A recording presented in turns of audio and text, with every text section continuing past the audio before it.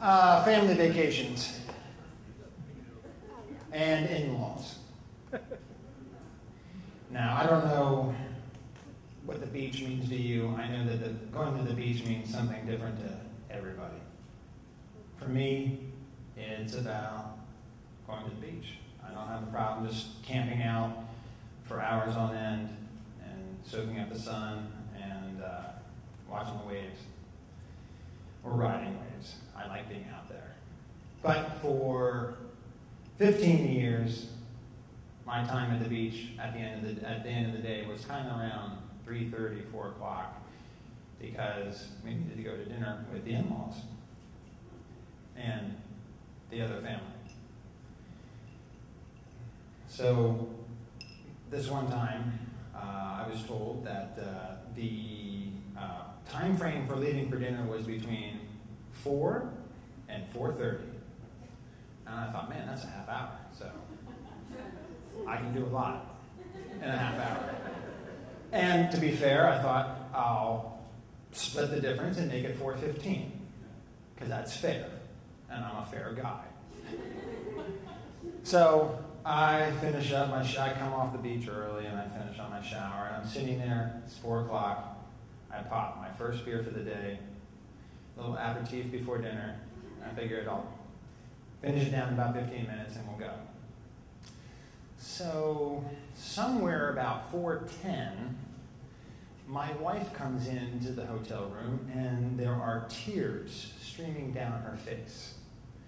And I said, "What's going on?" And she said, "My sister just read me the riot act up one side of me and down the other." I said, "What was that about?" And she goes, "You, because you're not standing out there ready to go for dinner, and it's a problem."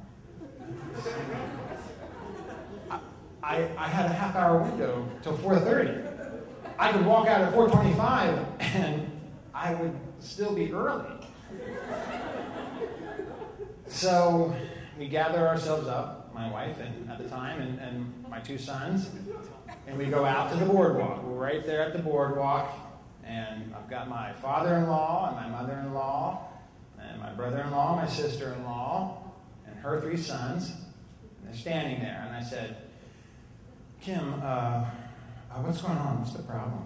"Oh, there's no problem. Your sister, my wife, just walked into the room with tears coming down her face, and that's a problem." And the tram comes by, and my father-in-law's like, no, let's just get on. And I'm like, no, let's resolve this real quick, because we're going to go eat, and breaking bread is a big deal for me, and my time at the beach has already been kind of messed up. So like, let's make who's accountable be accountable. And that wasn't happening. So I turned and gathered my family up, and I said, "We're not going to dinner with you." And we walked back to the hotel room.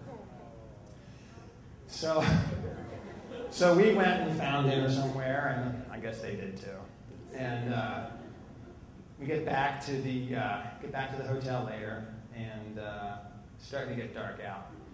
And I didn't let it ruin my dinner, but I was going to brood about it until she accounted for what she did.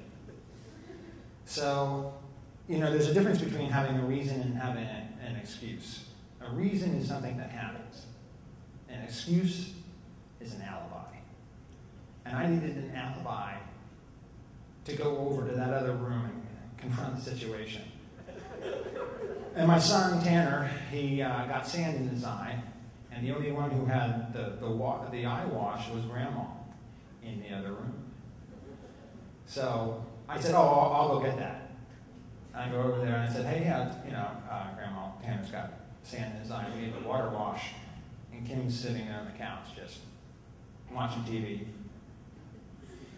So I got the water wash and I said, "Oh, hey, when do you plan on apologizing?" And she said, "Whenever, I don't know. It probably should be better sooner than later. Maybe we can take care of it now." And then there was a series of, And I didn't hear anything but the last 3 words, which were, "Fuck you, asshole."